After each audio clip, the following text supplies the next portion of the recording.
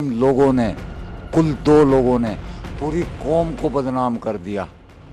काम किया दो लोगों ने, लेकिन पूरी मुस्लिम कौम बदनाम होगी। गाँव साढ़े चले गए, देखो मेरा तो कुछ नहीं उखड़ा, थोड़ा बहुत मामूली सा यार, इतना उधर चलता रहता है।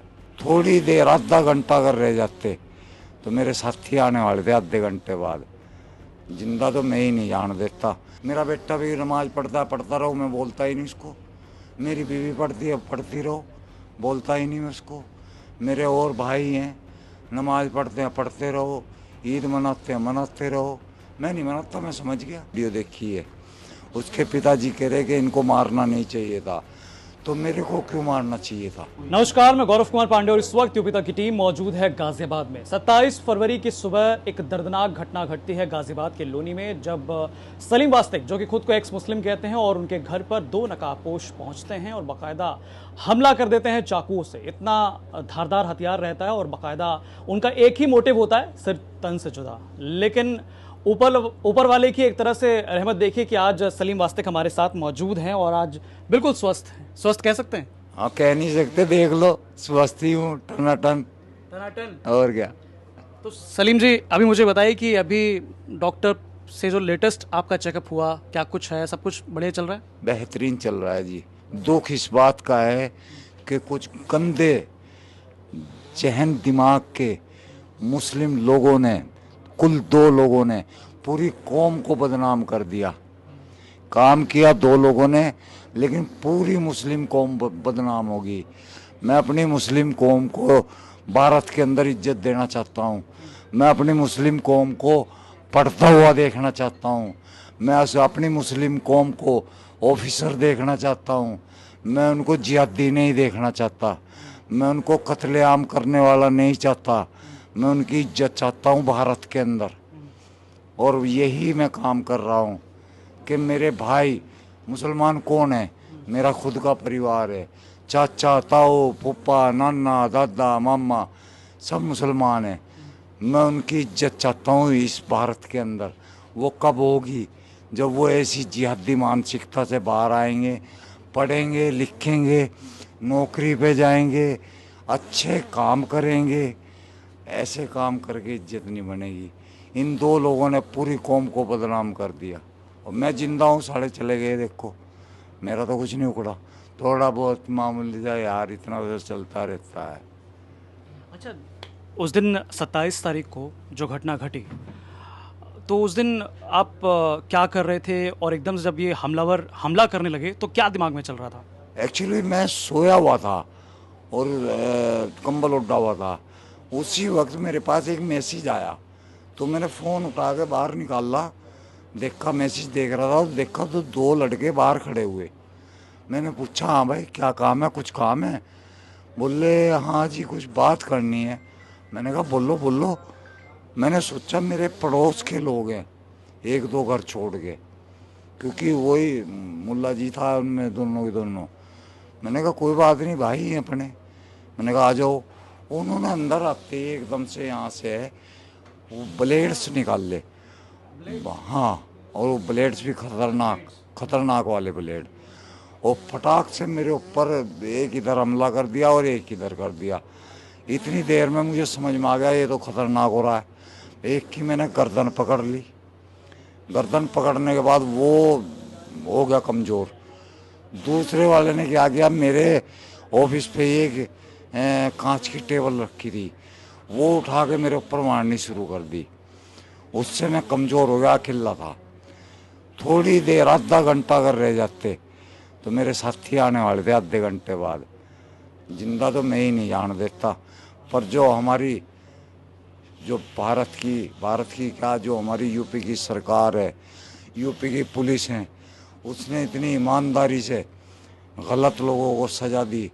मैं सोच भी नहीं सकता था कि इतनी तेज़ी से, ईमानदारी से किसी को करने की सज़ा मिल सकती है। बल्कि हमारे थाने के जो इंचार्ज साहब है, सोलंकी साहब, उन्होंने खुद कोशिश करके उनको एक एक करके ढूंढा, और ढूंढने के बाद पता नहीं मुझे और किस किस तरीके से क्या कार्रवाई हुई। लेकिन जब आपके ऊपर हमला हुआ तो हमने देखा सीसीटीवी भी उसका वायरल हो रहा था, जिसमें हमने देखा कि किस प्रकार से वो लगातार बैक टू बैक जो है आपके ऊपर हमला कर रहे थे, कभी चाकू से कहीं और मार रहे थे, कभी हाथ पे, कभी पैर पे, कभी पेट पे और गर्दन, लेकिन मेन मोटिव उनका ये था कि सिर तन से जुदा। लेकिन उस समय आपने अपने आप को फिर कैसे बचाया, कैसे जो है उन लोगों को, मतलब या आपने चीखा, आसपास पड़ोस के लोग आए, क्या हुआ था? नहीं, मैं अपना आप नहीं बचा। संघर्ष तो किया मैंने। ये तो आप कह सकते हो कि हिम्मत थी मेरे अंदर। मुझे बचाया हमारी लोनी गाजियाबाद की पुलिस ने। बिल्कुल टाइम पे एम्बुलेंस आई, एम्बुलेंस को लेके हॉस्पिटल गए, हॉस्पिटल में जाके टाइम से ट्रीटमेंट हो गया। बाकी थोड़ा सख्त जान में हूँ तो हो गया, रिकवर हो गया जल्दी। लेकिन ये सब पुलिस हमारी गाजियाबाद लोनी पुलिस अच्छा, पुलिस फौरन पहुंच गई थी? बहुत तेजी से। मुझे पता नहीं किसने फ़ोन किया, कैसे किया, मुझे नहीं याद है। अच्छा, आप बेहोश हो गए थे? अब मुझे तो 6 दिन तक कुछ याद ही नहीं रहा। 6 दिन बेहोश रहा मैं।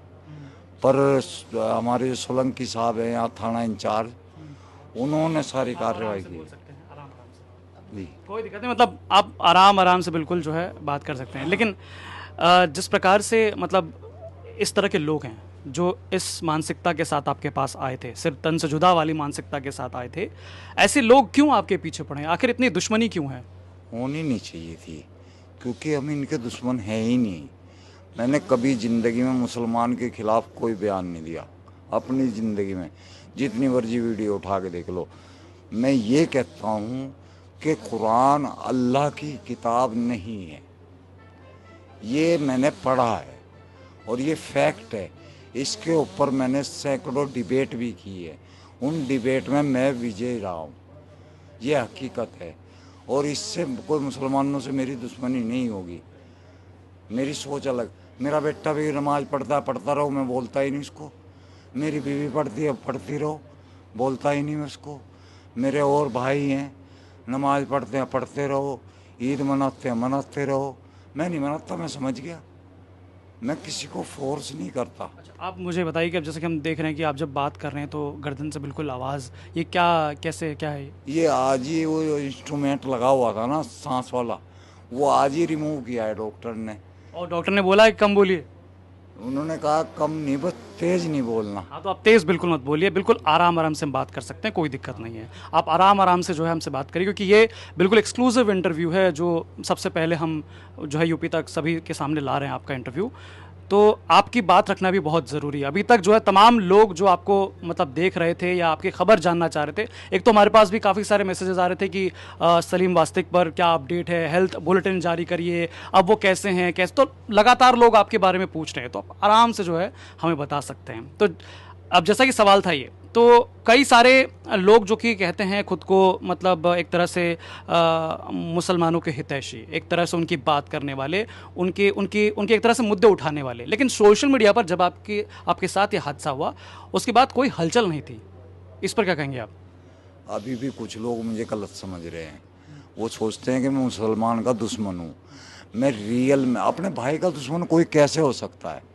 अपने चाचा, ताऊ, फूफा, नाना, दादा, इनका कोई दुश्मन हो सकता है? नहीं हो सकता। मैं इनकी तरक्की चाहता हूँ। मैं इनको एक स्टेज पे देखना चाहता हूँ। वो स्टेज कब मिलेगी? जब ये ऐसी जिहादी मानसिकता को छोड़ देंगे। जब तक जिहादी मानसिकता से बाहर नहीं आएंगे तब तक ये अच्छे इंसान नहीं बन सकते।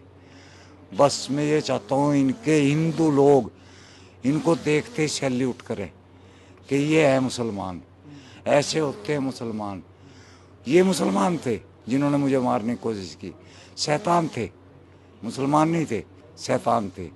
मैं अपने मुसलमान भाइयों को शैतान नहीं देखना चाहता, इंसान देखना चाहता हूँ, मानवतावादी देखना चाहता हूँ, इनका एक मुकाम देखना चाहता हूँ।